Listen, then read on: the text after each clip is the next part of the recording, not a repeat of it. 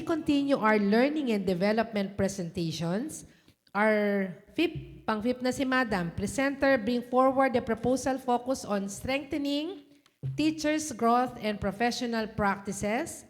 We are pleased to introduce Miss Eileen Sidison, head teacher po, no? Head teacher ng Northville Integrated School, who will present her proposal titled Teachers Quadrant Proposal. Pang teacher naman to. This presentation will highlight strategic approaches to enhancing teachers' effectiveness and continuous professional development. Please give a warm welcome to Madam Eileen Sidison. So parang kompleto si Northville. Dapat po mahinhin niya, kasi yung tikyan ko mahinhin niya. Alright po, a pleasant morning po, especially to our panel po, Doc Mandy and our mentor po, si Doc Agnes. So, allow me to present my proposal po on the teachers quadrant. And so this one is the application of learning and development titled Teachers Quadrant Framework. This seminar was given to us by Sir Erickson, if I'm not mistaken, and si Doc Glenda po is one of the speakers niya, ma'am. Ayan po. So, this was given to us way back 2024 niya, ma'am. Ayan po. So, the Teachers Quadrant is a framework for differentiated supervision. The Teachers Quadrant offers a structured approach to meet diverse teachers' needs, promoting tailored support and enhancing professional growth within the educational settings. So the rationale po emphasizes the importance of addressing diverse teachers' needs to enhance professional growth and ensure that every teacher receives tailored support for their development.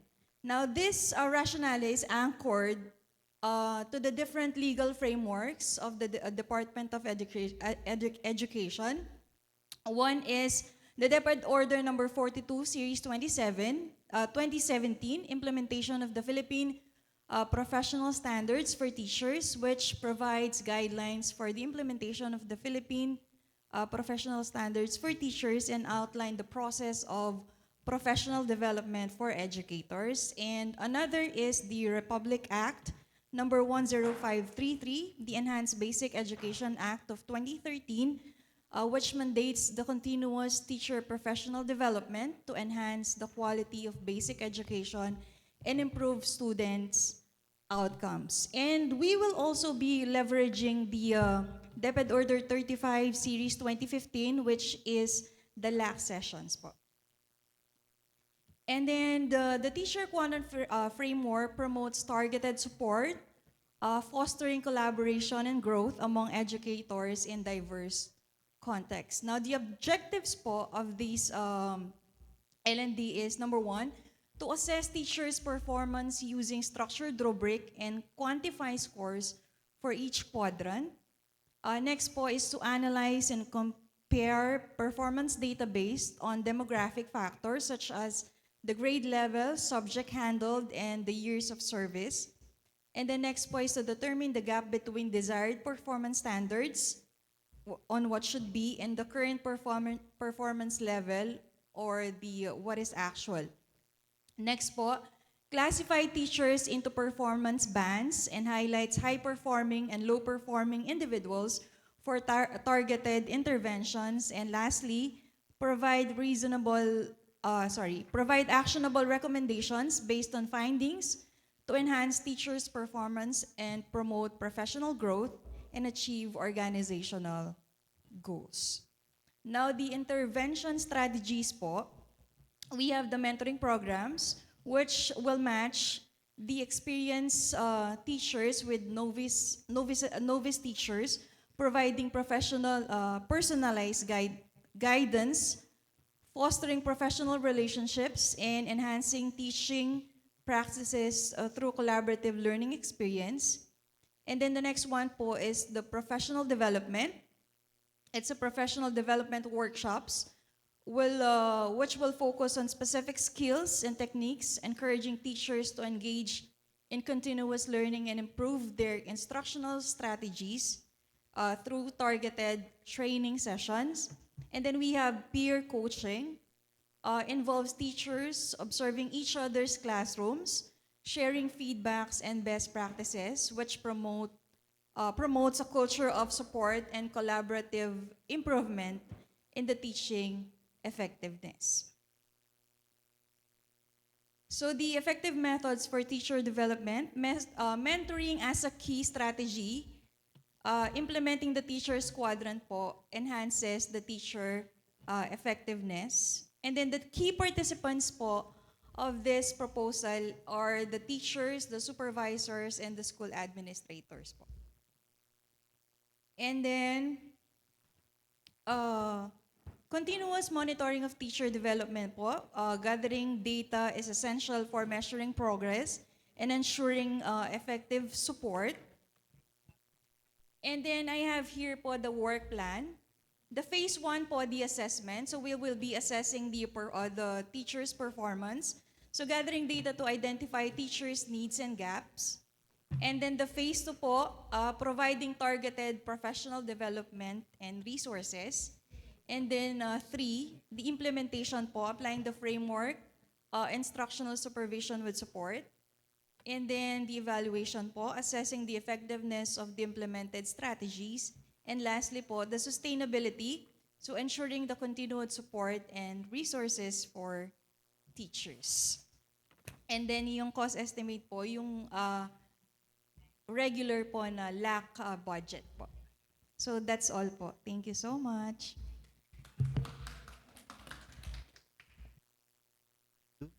Thank you, Ma'am Eileen C. Dizon, no, our head teacher from Northville 15 Integrated School, for presenting your LND, application of LND, Teachers Quadrant. Okay.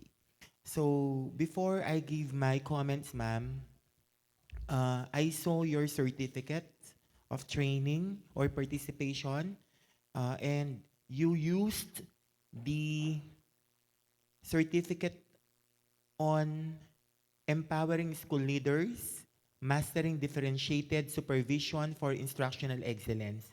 And this was your basis in coming up with your application of L&D. Am I right? Ma'am, I know in the future you will be using this in your next career development.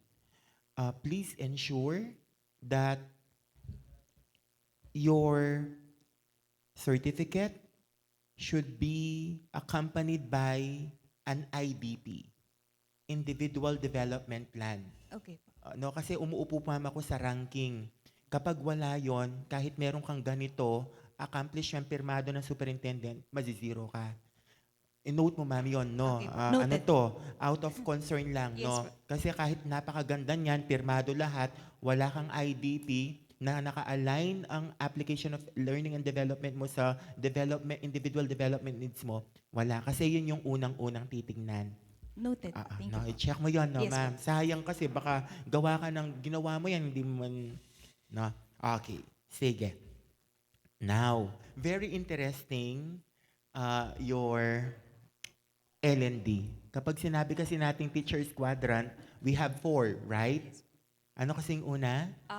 Quadrant 1 po, low Commitment and low competence. competence. Sino-sino ang mga to? Drop out. Yes po. Drop out teachers. Quadrant 2? Low commitment, high competence. Oo. Sino naman sila?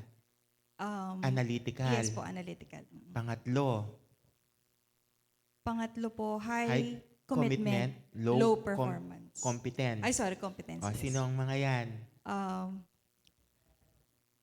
Sorry po, nakalimutan. O, yung pang-apat, high High, high commitment po. and High, high high. competence, no? Sila yung mga professional.